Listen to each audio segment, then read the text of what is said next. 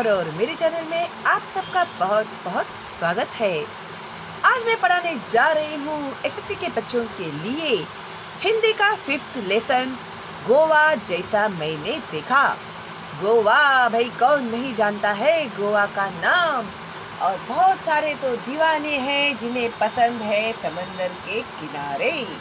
तो भाई देखते हैं अभी हमारे जो लेखक है विनय शर्मा जी, उनको क्या क्या एक्सपीरियंस आए हैं गोवा में।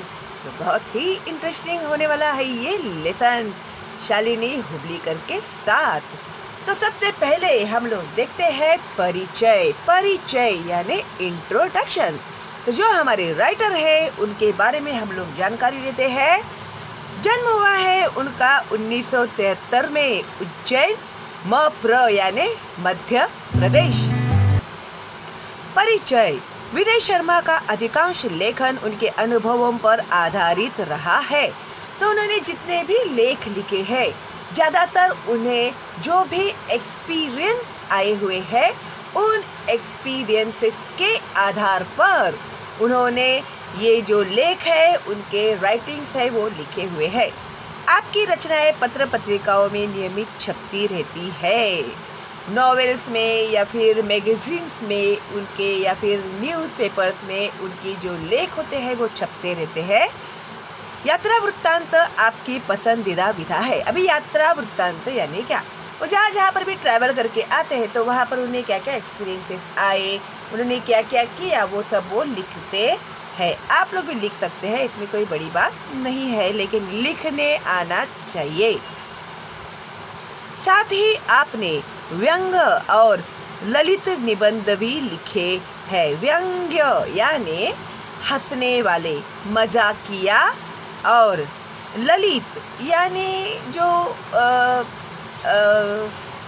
ललित यानी क्या होता है भाई, तुम लोग ही मुझे बताओ। ललित निबंध यानी क्या होता है, कमेंट करके मुझे।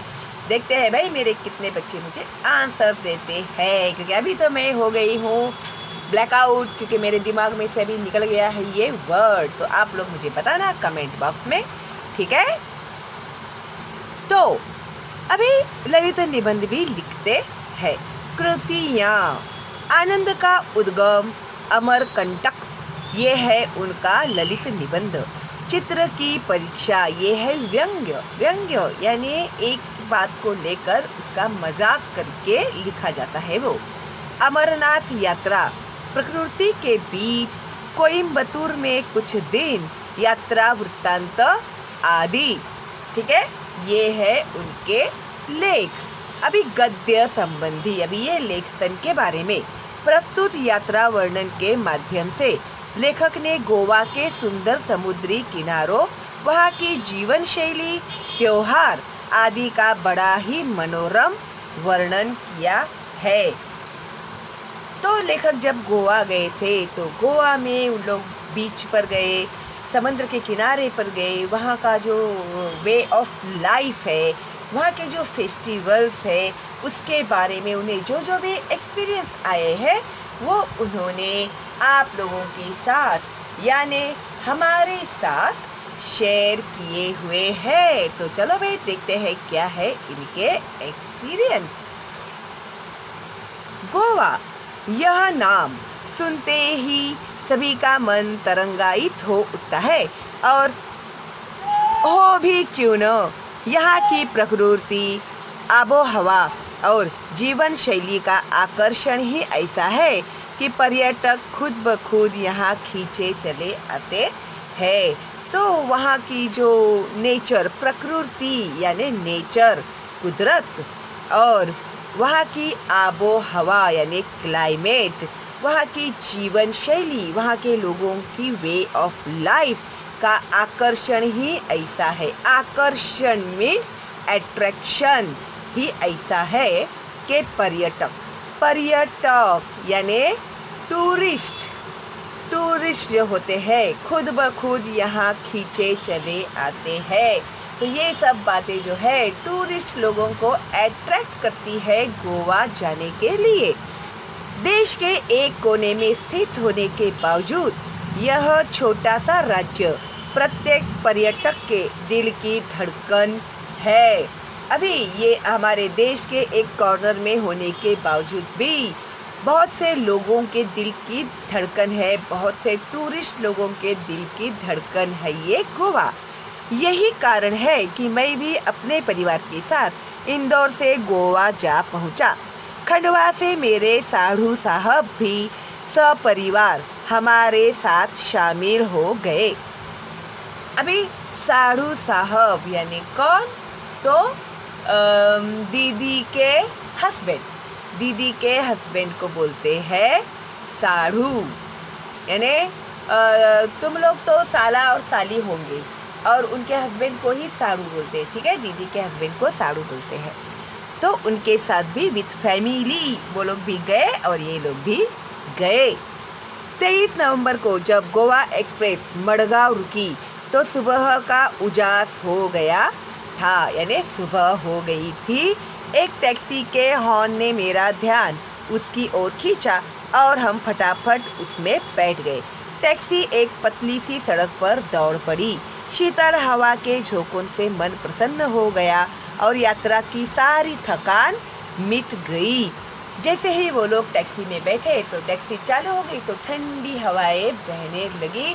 तो जो ट्रैवलिंग यात्रा यानी जो उन लोगों ने ट्रैवल किया हुआ था उसकी जो थकान थी, थकान यानी टायर्डनेस जो था वो निकल गया।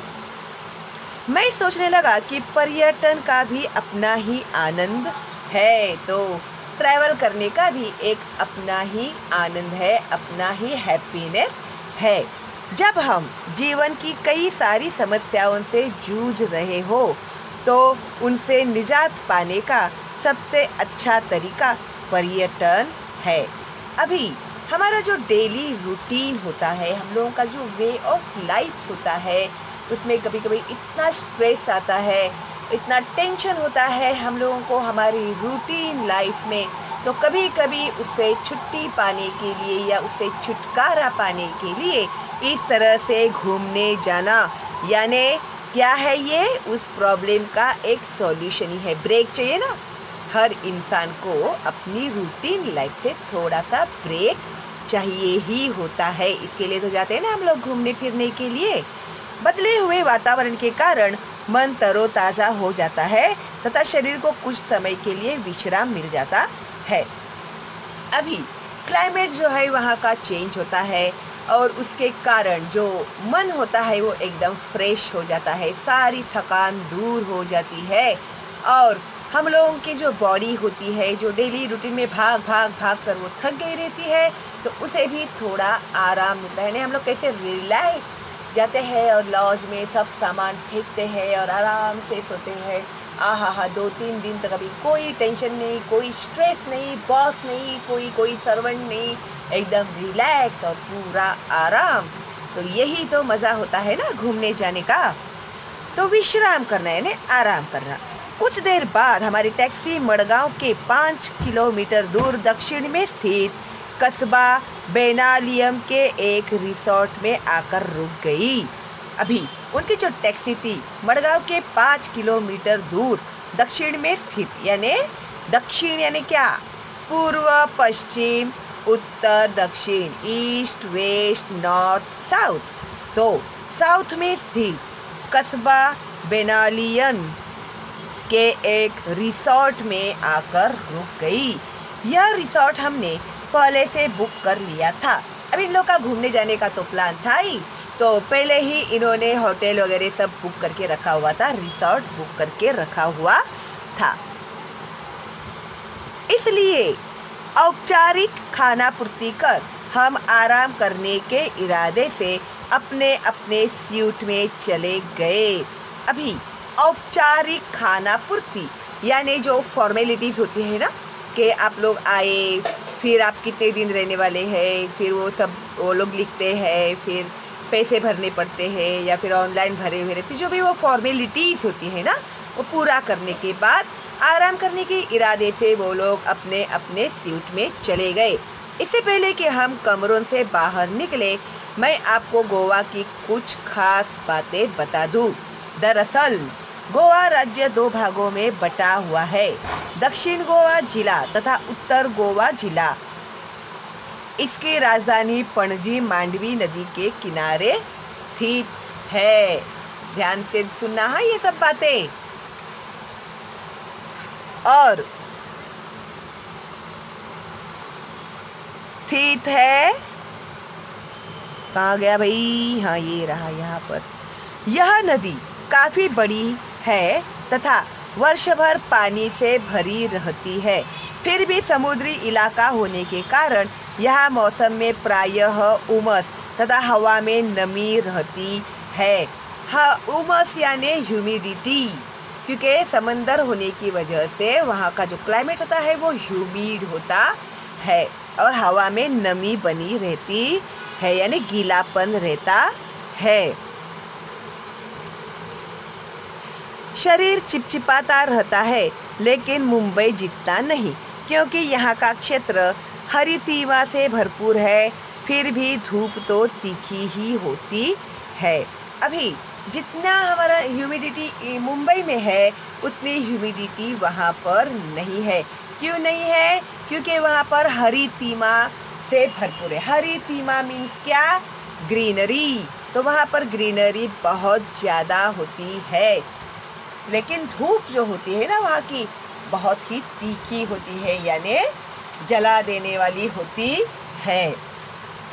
यह तो गोवा अपने खूबसूरत सफ़ेद रेतीले तटों, महंगे होटलों तथा खास जीवन शैली के लिए जाना जाता है। अभी नॉर्मली ये जो गोवा है वो किस चीज़ों के कारण जाना जाता है या फिर पॉपुलर है? एक है सफ़ेद रेतीले तटों, यानी रेत की जो तट होते ना समंदर के किनारा, रेतीला किनारा, सफ़ेद रेतीला किनारा। फिर महंगे होटल, रहने के लिए होटल्स भी वहाँ पर महंगे होते हैं। खास जीवन शैली, एक पर्टिकुलर वे ऑफ लाइफ होता है वहाँ के लोगों का, इसके लिए जाना जाता है। लेकिन इन सब के बावजूद यह अपने में एक सांस्कृतिक विरासत भी समेटे हुए है। तो उनकी जो संस्कृति है, उनका जो रिलीजन है, उसको उन लोगों ने संभाल कर रखा हुआ है। यहाँ की शाम बड़ी अच्छी होती है, तो चलो इस शाम का आनंद लेने के लिए बेनालियम बीच की ओर चले। आप भी चले, क्योंकि बहुत ही खूबसूरत तथा शांत जगह है बेनालियम। दिन भर की थकान तथा उमस भरी गर्मी के बाद शाम को बीच पर जाना बड़ा अच्छा लग रहा था।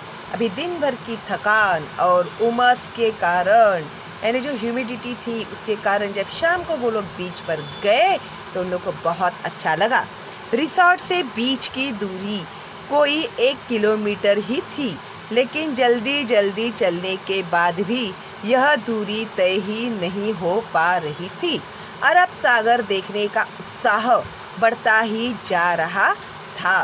कभी कभी क्या होता है ना, हम लोग जब किसी एक हमारे फेवरेट जगह पर जाते रहते हैं, अगर वो डिस्टेंस शॉर्ट भी होता है ना, तो हम लोग कितना भी तेज़ चलते हैं तो हम लोग को ऐसे लगता है कि अरे अभी तक कितना दूर है, तो हम लोग बेचैन होते हैं उस जगह तक पहुंचने के लिए।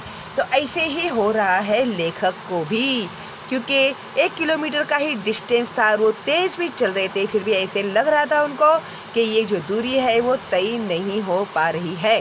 अरब सागर देखने का उत्साह बढ़ता ही जा रहा था। तभी अचानक लहरों की आवाज़ सुनाई दी, जो किसी रणभेदी की तरह थी। हम सभी दौड़ पड़े। अभी लहरों की आवाज़ सुनाई दी, यानी इसका मतलब ये हुआ कि वो बीच नज़दीक आ गया है और ये लोग सब दौड़ पड़े बीच की तरफ। सड़क पीछे छूट गई थी, इसलिए रेत पर तेजी से दौड़ना मुश्किल हो रहा था।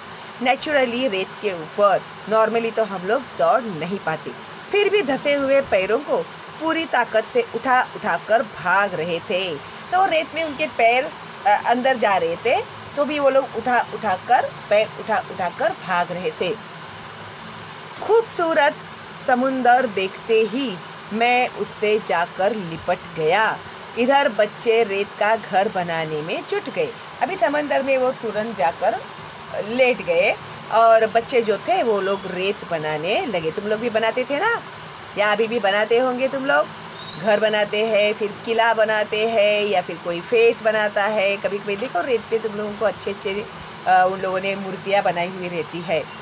लहरें उनका घर गिरा देती तो वे दूसरी लहर आने के पहले फिर नया घर बनाने में जुट जाते। अभी ये जो समंदर की लहरें होती थी वो आती थी तेज बहकर, और जो बच्चे वो घर बनाते थे उन्हें तोड़ देती थी। फिर दूसरी बड़ी लहर आने के पहले ही बच्चे फिर कुछ बना देते थे, फिर वो लहर आती थी, फिर उसे तोड़ देती थी। यही क्रम चलता रहा, यानी ये ऐसे होता ही रहा था। वो बच्चे बनाते जा रहे थे, वो लहरें आके तोड़ती जा रही थी। मैंने इन बच्चों से सीखा कि जीवन में आशावाद हो तो कोई काम असंभव नहीं है। अभी देखो, बच्चों को पता है कि अभी लहर आने वाली है और उसको घर को तोड़कर जाने वाली है। फिर भी बच्चे जो थे उन लोगों ने हिम्मत नहीं हारी। वो फिर से घर बना रहे थे, फिर से वो टूट रहा था, फिर से बना रहे थे, फिर से टूट रहा था। तो एक कहावत है ना, उम्मीद पे दुनिया कायम होती है। तो यही कह रहे हैं लेखक, यही कहना चाहते हैं कि अगर आशावाद हो तो कोई काम असंभव नहीं है। असंभव यानी इम्पॉसिबल नहीं है। शाम घर आने पर हम किनारे पर बैठ गए। जब ज़्यादा अंधेरा होने को आया, बहुत ज़्यादा शाम हो गई, तो वो लोग फिर किनारे पर आकर बैठ गए। मानो हर लहर कह रही हो कि बनने के बाद मिटना ही नियति है, यही जीवन का सत्य भी है। अभी ये जो समंदर की लहरें थी तो ये क्या मैसेज दे रही थी कि बनने के बाद मिटना, और यही नियति है, यही अटल सत्य है, यही सच्चाई है, और यही जीवन का सत्य भी है। यानी इसका मतलब ये है कि कोई भी यहाँ पर शाश्वत नहीं है। एक ना एक दिन हर किसी को मिटना ही है। यहाँ एक मज़ेदार दृश्य भी देखने को मिला। लहरों की आवाज़ के बीच पक्षियों की टी टी टी की आवाज़ भी आपका ध्यान अपनी ओर खींच लेती है। अभी यहाँ पर कुछ बर्ड्स थे जो टी टी टी टी करके आवाज़ कर रहे थे। दरअसल ये पक्षी लहरों के साथ बहकर आई मछलियों का शिकार करने के लिए किनारे पर ही मंडराते रहते हैं। लेकिन जब तेज हवा के कारण एक ही दिशा में सीधे नहीं उड़ पाते हैं तो सुस्ताने के लिए किनारे पर बैठ जाते हैं। यहाँ बैठे कुत्तों को इसी बात का इंतज़ार रहता है। मौका मिलते ही वे इन पर झपट पड़ते हैं, लेकिन बेचारे कुत्तों को सफलता कम ही मिल पाती है। तो देखो, अभी ये जो बर्ड्स है, ये जो बर्ड्स लहरों के साथ जो फिश आते हैं, वो फिश खाने के लिए बेचारे किनारे के ऊपर उड़ते रहते हैं। लेकिन जो एयर होती है, जो हवा होता है, अगर उसका डायरेक्शन बदल जाता है तो वो लोग थक जाते हैं ना। उड़ने के लिए भी तो उनको पंख फड़फड़ाने लगते हैं, तो थक जाते हैं। तो भी थोड़ा रेस्ट करने के लिए जब वो लोग बीच पर बैठते हैं तो इनका ही वेट करते रहते हैं। वहाँ पे जो डॉग खड़े होते हैं, वो अगर ये लोग नीचे बैठेंगे तो ये जो डॉग होते हैं वो उन्हें जाकर खाने के इरादे से वहाँ पर बैठे रहते हैं, लेकिन वो लोग सक्सेस नहीं हो पाते। ठीक है, तो इस तरह से ये भी सीन लेखक को वहाँ पर देखने मिला। तो लेकिन बेचारे कुत्तों को सफलता कम ही मिल पाती है। पक्षियों का बैठना, कुत्तों का दौड़ना और पक्षियों का टी टी टी कर उड़ जाना, यह दृश्य सैलानियों को अच्छा मनोरंजन करता है। इधर सैलानी यानी टूरिस्ट, ठीक है, इधर जैसे ही सूर्य देवता ने विदा ली, वैसे ही चंद्रमा की चांदनी में नहाकर समुद्र का नया ही चेहरा नजर आने लगा। अभी सूरज डूब गया, अभी चांद और सितारे आसमान में आए। सूरज की रोशनी में वो जो समंदर का चेहरा था वो अलग था। अभी रात की चांदनी जो है, चंदा तारे, तो इसमें इस रोशनी में ये जो समंदर है उसका जो नज़ारा है वो बिल्कुल अलग और नया है।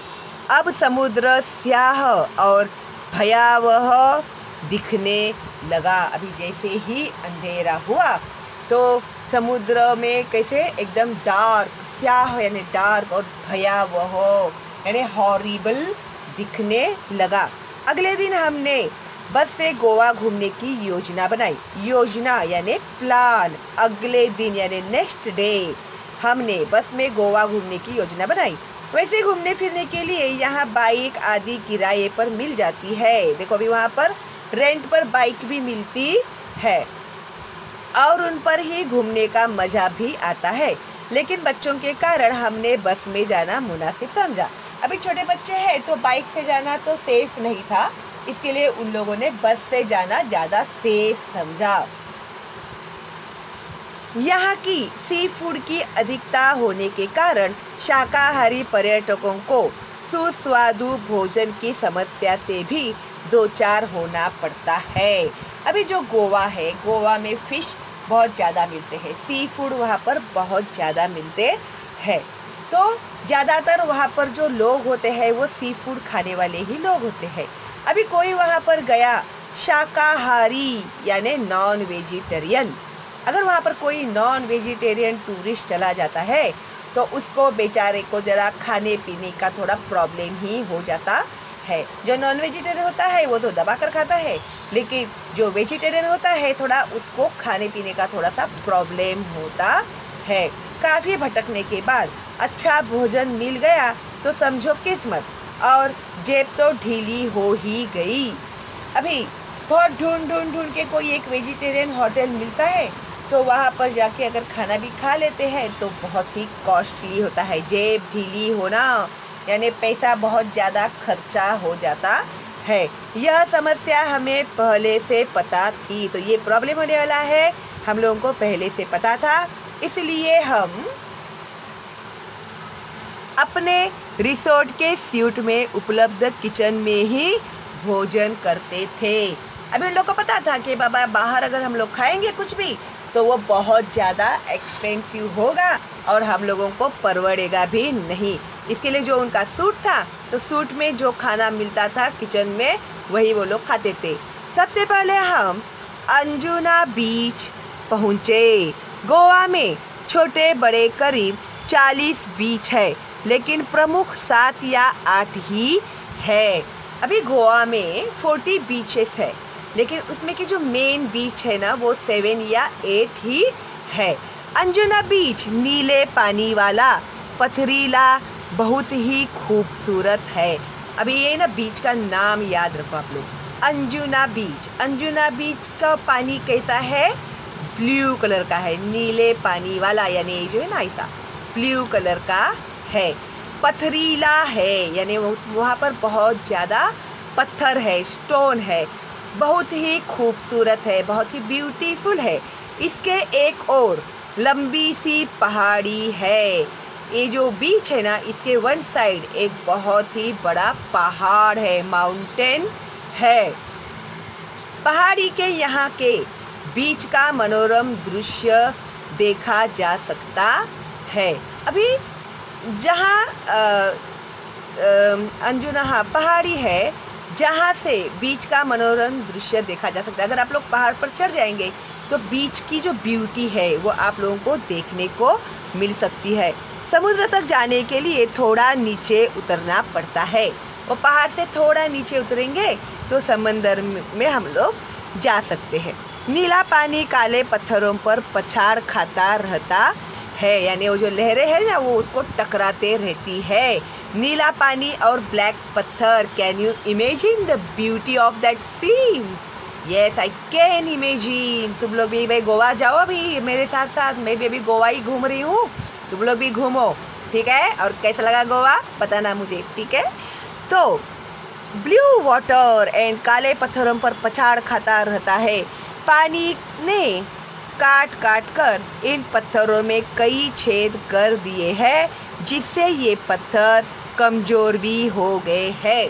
अभी ये जो वेव्स है ना पानी के वो टकराते हैं पत्थरों पर, ऐसे जोर जोर से तेज से टकराते हैं। इस कारण वो जो पत्थर है वो पानी का मार खा खा के कमज़ोर हो गए हैं, वीक हो गए हैं। इससे वहाँ काई ने अपना घर बना लिया है। काई यानी बताती हूँ मैं तुम लोगों को बाद में, ठीक है। काई ने अपना घर बना लिया है। फिसलने का डर हमेशा लगा रहता है। ओ यस, काई यानी वो जो ग्रीन ग्रीन हो जाता है ना, वैसा। हाँ, तो काई होने की वजह से क्या होता है, फिसलने का डर। फिसलते हैं ना हम लोग, अभी बारिश में देखो ऐसे सब ग्रीन ग्रीन हो जाता है। हम लोग अगर जल्दी जल्दी चलेंगे तो पैर फिसल के धड़ाम से गिर जाते हैं। फिसलने का डर हमेशा लगा रहता है, लेकिन संघर्षों में ही जीवन है, इसलिए वहाँ घूमने का भी अपना अलग आनंद है। संघर्ष यानी मुश्किलों को पार करना, यही जीवन है। तो कभी कभी खुशी पाने के लिए वो भी करना पड़ता है, बराबर है ना। तो इसलिए यहाँ घूमने का भी अपना अलग आनंद है। यहाँ युवाओं का दल तो अपनी मस्ती में डूबा रहता है। युवा यानी यंग बच्चे जो होते हैं, दल यानी ग्रुप। तो यंग बच्चे जो होते हैं वो लोग पिकनिक वगैरह करने के लिए जाते हैं गोवा में, तो वहाँ पर मस्ती करते हैं, मस्ती में डूबे रहते हैं। लेकिन परिवार के साथ आए पर्यटकों का ध्यान अपने बच्चों को खतरों से सावधान रहने के दिशा निर्देश देने में ही लगा रहता है। लेकिन जो यंगस्टर्स होते हैं, उन लोगों के सब यंग बच्चे होते हैं तो मस्ती करते रहते हैं, एंजॉय करते रहते हैं। लेकिन अभी पेरेंट्स रहते हैं विद फैमिली, तो उनका ध्यान किनके ऊपर ज़्यादा रहता है, बच्चों के ऊपर ही ज़्यादा होता है, ताकि बच्चे यहाँ वहाँ चले न जाए, उनको कुछ लग न जाए, कहीं गिर न जाए। उनकी सिक्योरिटी के लिए उन्हें उनके इतना एंजॉय नहीं कर पाते। फैक्ट है भाई, फैक्ट तो फैक्ट है। तो मैंने देखा कि समुद्र किनारा होते हुए भी बेनालिया बीच, अंजुना बीच का अपना अपना सौंदर्य है। अभी बेनालिया बीच पर भी लेखक गए थे, तो बेनालिया बीच का भी एक अपना सौंदर्य है और अंजुना बीच का भी एक अपना सौंदर्य है। बेनालियम बीच रेतीला तथा उथला है। यह मछुआरों की पहली पसंद है। अभी ये जो बेनालिया बीच है वो उथला होने की वजह से मछुआरों की पहली पसंद है, यानी फिशिंग करने के लिए उन्हें आसान होता है। मछुआरे यानी फिशर, जो मच्छी पकड़ते हैं ना वो लोग, तो उनकी वो पहली पसंद है। यहाँ सुबह सुबह बड़ी मात्रा में मछलियाँ पकड़ी जाती है, लेकिन मज़े की बात यह है कि इतनी सारी मछलियाँ स्थानीय बाज़ारों में ही बेची जाती है। उस बीच पर उन्हें बहुत सारे फ़िश मिलते हैं, लेकिन वो जो भी फ़िश है ना वो लोग वहाँ के मार्केट्स में ही बेचते हैं। यहाँ सुबह सुबह हाँ बेची जाती है। इनका निर्यात बिल्कुल भी नहीं होता। निर्यात यानी एक्सपोर्ट बिल्कुल भी नहीं होता। तो वहाँ पर जो लोग होते हैं उनमें ही वो लोग बेचते हैं, उसे वो लोग एक्सपोर्ट नहीं करते। इसके विपरीत अंजुना बीच गहरा और नीले पानी वाला है। अभी जो अंजुना बीच है वो बहुत ही डीप है और उसका वाटर कैसा है, ब्लू कलर का है। तो उसका यूज़ वो लोग किस लिए करते होंगे, तो इसके विपरीत अंजुना बीच गहरा और नीले पानी वाला है। यहाँ बॉलीवुड की पहली पसंद है। यह बॉलीवुड की पहली पसंद है, यानी वहाँ पर पिक्चर्स की शूटिंग ज़्यादा होती है। यहाँ कई हिट फिल्मों की शूटिंग हुई है। दोनों बीच व्यावसायिक है, पर मूल अंतर व्यवसाय की प्रकृति का है। इसके बाद हम लोग दिन भर पणजी शहर देखते रहे। अभी दोनों भी बीच बिजनेस के इरादे से बहुत ही अच्छे हैं, लेकिन एक बीच जो है वो फिशिंग के लिए अच्छा है और एक बीच जो है वो शूटिंग बॉलीवुड वगैरह इसके लिए वो अच्छा है। तो दोनों जगह पे बिजनेस होते हैं, खाली वहाँ का जो बिजनेस है वो अलग अलग है, पैसे दोनों जगह पर ही मिलते हैं। उसके बाद लेखक और उनकी फैमिली पणजी शहर घूमने के लिए गए। घूम फिरकर शाम को हम कलिंगवुड बीच पर पहुँचे। यह काफ़ी रेतीला तथा गोवा का सबसे लंबा बीच है, जो 3 से 4 किलोमीटर तक फैला है। यहाँ पर्यटक बड़ी संख्या में आते हैं। पर्यटक यानी टूरिस्ट बहुत ज़्यादा आते हैं। यही कारण है कि यह स्थानीय लोगों के व्यवसाय का केंद्र भी है। तो वहाँ पर के जो लोग हैं, वहाँ पर रहने वाले लोगों का बिजनेस का वो मेन जगह है। वहाँ पर लोग अच्छा बिजनेस करते हैं। यहाँ कई प्रकार के वाटर स्पोर्ट्स होते हैं। वाटर स्पोर्ट्स ध्यान में रखना, जिनमें कुछ तो हैरत अंगेज है। हैरत अंगेज यानी बहुत ही ज़्यादा सरप्राइजिंग, जो हम लोग इमेजिन नहीं कर सकते, ऐसे जिन्हें देखने में ही आनंद आता है, जो हम लोग बिलीव नहीं करते, वो हम लोग को वहाँ पर देखने मिलता है। आप भी अपनी रुचि के अनुसार हाथ आजमा सकते हैं। मैंने कई खेलों में हिस्सा लिया, लेकिन सबसे अधिक रोमांच पैराग्लाइडिंग में ही आया। पैराग्लाइडिंग में ही आया। अभी वहाँ पर इतने सारे गेम्स हैं ना, तो तुम लोग अपने चॉइस के हिसाब से गेम्स में पार्ट ले सकते हैं, लेकिन जो लेखक थे उन्हें पैराग्लाइडिंग में बहुत ज़्यादा मज़ा आया। काफ़ी ऊंचाई से अथाह जलराशि को देखना जितना विस्मयकारी है, उतना ही भयावह भी। अभी जब वो पैराग्लाइडिंग यानी समंदर, इतना बड़ा समंदर, विस्मयकारी यानी बहुत ही ज़्यादा एकदम अजूबा के जैसा, इतना बड़ा और इतना विशाल समंदर जितना खूबसूरत दिख रहा था, वह उतना ही भयावह भी दिख रहा था। भयावह यानी हॉरिबल भी दिख रहा था। दूर दूर तक पानी ही पानी। बाबा मुझे भी बहुत डर लगता है ये इतना बड़ा समंदर देखकर। तो हर जगह पानी ही पानी। तेज़ हवा यानी बहुत तेज़ हवाएं चल रही थी, और रस्सियों में हवा में लटके हम, और हवा में लटके हुए ये लोग रस्सियों में। हम यानी मैं और मेरी पत्नी दोनों डर भी रहे थे और खुश भी हो रहे थे। तो उन लोग का फर्स्ट एक्सपीरियंस था, तो बेचारे डर भी रहे थे और खुश भी हो रहे थे। डर इस बात का कि टूट गए तो समझो गए, और खुशी इस बात की कि ऐसा रोमांचक दृश्य पहली बार देखा। सचमुच अद्भुत, अद्भुत यानी अनबिलीवेबल। एक ऐसे रोमांचकारी एक्सपीरियंस आता है ना, जिससे हम लोग का पूरा दिमाग भी हिल जाता है, और ऐसे लगता है अरे ये पता नहीं हम लोग फिर कभी देख पाएंगे या नहीं देख पाएंगे। ऐसे हम यहाँ 4-6 दिन रहे, लेकिन हमारी एक ही दिनचर्या रही। 4-6 दिन वो लोग वहाँ पर रहे, लेकिन उन लोग का जो रूटीन था वो एक ही था। दिनचर्या यानी डेली रूटीन। ओके, सुबह जल्दी उठना, अर्ली मॉर्निंग उठना, फटाफट नाश्ता करना, नाश्ता यानी ब्रेकफास्ट करना, और दिन भर घूम फिर कर थक कर शाम को रिसोर्ट आकर थकान मिटाने के लिए पूल में तैरना। दिन भर घूमना, और फिर जो टायर्ड हो जाते थे घूम घूम कर, फिर रिसोर्ट में जाकर वो लोग स्विमिंग पूल में जाकर स्विमिंग करते थे। तैरना यानी स्विम करना। एक दिन कोलवा बीच पर हमने बोटिंग का भी आनंद लिया। यहाँ हमने डॉल्फिन मछलियाँ देखी। हालांकि ये छोटी थी, पर बच्चों ने अच्छा आनंद लिया। तो डॉल्फिन मछलियाँ कौन से बीच पर देखी उन्होंने? कोलवा बीच पर देखी। ठीक है, एग्जाम में पूछेंगे तुम लोगों को। फिर इस दौरान यहाँ नवरात्रि तथा दशहरा पर्व मनाने का सौभाग्य भी प्राप्त हुआ। जब ये लोग गए थे वहाँ पर, तभी नवरात्रि थी, तो गरबा खेलते हैं ना नवरात्रि में तुम लोग। उसके बाद दशहरा होता है, तो वो भी उन्हें देखने को मिला। उत्तर भारत में जिस तरह हर घर गली मोहल्ले में माँ दुर्गा की घट स्थापना कर तथा लड़कियों द्वारा गरबा कर पर्व मनाया जाता है, ऐसा ही यहाँ भी होता है। रावण का पुतला कहीं भी नहीं जलाया जाता है, लेकिन वहाँ पर जो रावण का पुतला होता है उसे वो लोग जलाते नहीं। बाकी गरबा वगैरह वो लोग सब सेम करते हैं। ऐसा ही यहाँ भी होता है। रावण का पुतला कहीं भी नहीं जलाया जाता है।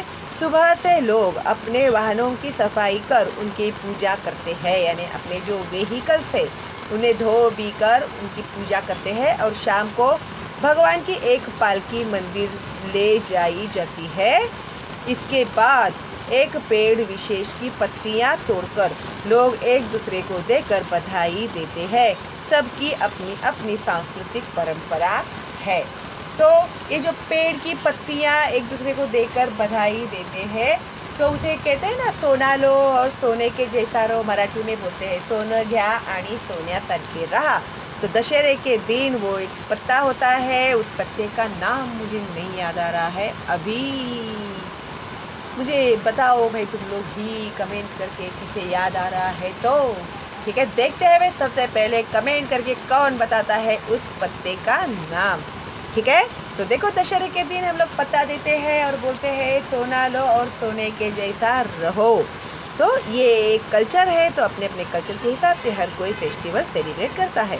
इतने कम दिनों में मैं गोवा को पूरा देख समझ तो नहीं पाया, पर इतना जरूर समझ गया कि पश्चिमी फैशन और सभ्यता में रचा बसा होने के बावजूद यह भारतीय संस्कृति को पूरी तरह से आत्मसात किए हुए है। अभी लेखक जो थे, जितने भी दिन गोवा में थे, तो उतना तो वो पूरा समझ नहीं पाए, लेकिन इतना उन्होंने जरूर जाना कि अगर वहाँ पर वेस्टर्न लोग बहुत ज़्यादा रहते हैं, मॉडर्न है लोग, लेकिन उनका जो कल्चर है, उनका जो ट्रेडिशन है, उनका जो रिलीजन है, उसे उन लोगों ने संभाल कर रखा हुआ है और वो उसी हिसाब से सब कुछ सेलिब्रेट करते हैं। पर्यटक फैशन के रंग में कुछ देर के लिए भले ही स्वयं को रंग कर चले जाते हो, लेकिन स्थानीय लोग अपनी सांस्कृतिक परंपरा की उंगली अब भी पकड़े हुए हैं। पर्यटक यानी जो टूरिस्ट वहाँ पर जाते हैं, भले ही वो लोग वेस्टर्न फैशन वाले हो, लेकिन वहाँ पर जो एक्चुअल में रहने वाले लोग हैं, उन लोगों ने उनका जो कल्चर है, उनकी जो संस्कृति है, उनकी जो परंपरा है, वो उसकी उंगली अब तक पकड़े हुए हैं। यानी जो उनके जनरेशन से चलते आ रहा है, उनका पूजा, उनके त्यौहार वो लोग सारे सेलिब्रेट करते हैं। ठीक है, तो इस तरह से ये जो अपना लेसन था वो हो गया है कंप्लीट। आई होप आप लोगों को बहुत अच्छा लगा होगा और मैंने बहुत इजी वे से आप लोगों को एक्सप्लेन किया हुआ है। और मुझे ऐसे लगता है कि शायद मैंने इसके क्वेश्चन एंड आंसर अपलोड किए हुए हैं, तो भी मैं चेक करती हूँ। अगर नहीं अपलोड किए हैं मैंने, तो मैं जल्दी से अपलोड करती हूँ। ठीक है, और जो भी बचा है ना, मुझे प्लीज़ तुम लोग रिमाइंड कराते रहना, क्योंकि इतने मैसेज आते हैं ना मुझे, तो मैं थोड़ा भूल जाती हूँ। ठीक है, तो प्लीज़ मुझे थोड़ा रिमाइंड करते रहना, और लेट हो जाए तो तुम लोग बिल्कुल भी नाराज़ मत होना। भाई एक ही इंसान हूँ ना मैं, तो प्लीज़ थोड़ा इतना मेरे साथ फेवर करेंगे ना तुम लोग। Thank you. और अभी आप लोग बहुत ही सीरियसली पढ़ाई कीजिएगा, और जो मेरा एम है, जो बच्चों को मैं चाहती हूँ ज़्यादा से ज़्यादा बच्चे सीखें मेरे चैनल में देखकर, इसके लिए मैंने इसके लिए कोई चार्जेस नहीं रखे हैं, बिल्कुल फ्री ऑफ कॉस्ट है मेरा चैनल। लेकिन मेरा चैनल आप लोग प्लीज़ फॉरवर्ड कीजिएगा। मैंने देखा है कोई लोग क्या कर रहे हैं, कट पेस्ट करके मेरा चैनल अपना चैनल करके दिखा रहे हैं। क्यों ऐसा कर रहे हैं मुझे नहीं पता, तो प्लीज़ आप लोग ऐसा मत कीजिएगा, क्योंकि ये जो YouTube है ना, उनको सब पता चलता है और तुरंत आप लोगों को मैसेज आ जाएगा, और आप लोगों के जो स्ट्राइक लग गए तो आप लोग फ्यूचर में कभी वीडियोस नहीं बना पाओगे। तो मेरी रिक्वेस्ट है आप लोगों से, प्लीज़ ऐसा गलत काम मत कीजिएगा। ज़रूरी नहीं है कि आप लोग एजुकेशन में ही अच्छे हो, आप लोग और भी कोई तो टैलेंट होगा ना, आप में हैंडी क्राफ्ट आप अच्छा करते हो, आप कुकिंग अच्छा करते हो, तो जो भी आप ड्राइंग अच्छा करते हैं, तो उसकी वीडियोस आप लोग अपलोड कीजिएगा। ठीक है, तो इस तरह से ऐसा हुआ मेरे साथ, इसलिए मैं रिक्वेस्ट कर रही हूँ कि प्लीज़ गलत काम मत कीजिएगा। जिसका काम उसी को साजे और करे तो ठेंगा बाजे, ऐसा होता है। ठीक है, तो अभी आप लोग फॉरवर्ड कीजिए मेरे चैनल का लिंक। अभी तक लाइक नहीं किया है तो अभी लाइक कीजिए, और कोई डाउट है तो आप लोग मुझे कमेंट बॉक्स में पूछ सकते हैं। अगर कोई डाउट नहीं है तो एक थैंक्स तो मेरे लिए बनता ही है ना। और एक इम्पॉर्टेंट बात, मैंने आप लोगों के लिए निबंध लेखन, पत्र लेखन, कहानी लेखन बहुत सारे वीडियोस अपलोड किए हैं, तो प्लेलिस्ट में जाइए आप लोग और देखिए सारे वीडियोस। और हिंदी और मराठी के तो ऑलमोस्ट मेरे सारे वीडियोस मैंने अपलोड कर दिए हैं विथ क्वेश्चंस एंड आंसर। अगर कुछ समझ में नहीं आ रहा है, वो कबीर के लिए भाई मुझे बहुत मैसेज आ रहे हैं, 9th स्टैंडर्ड में है वो आई थिंक, तो मैं एक बार फिर से वो अपलोड कर रही हूँ लेसन, क्योंकि उसमें बच्चे बोलते हैं कि म्यूज़िक बहुत लाउड हो गया है। ठीक है, मैं करती हूँ अब। ओके, चलो फिर आप लोग अभी देखिए ये वीडियोस और क्वेश्चन आंसर्स लिखने के लिए ले लीजिए। कोई डाउट है तो मुझे पूछिए, मैं आपको बताऊंगी। ओके, चलो फिर, stay home, stay safe, all the best and bye bye.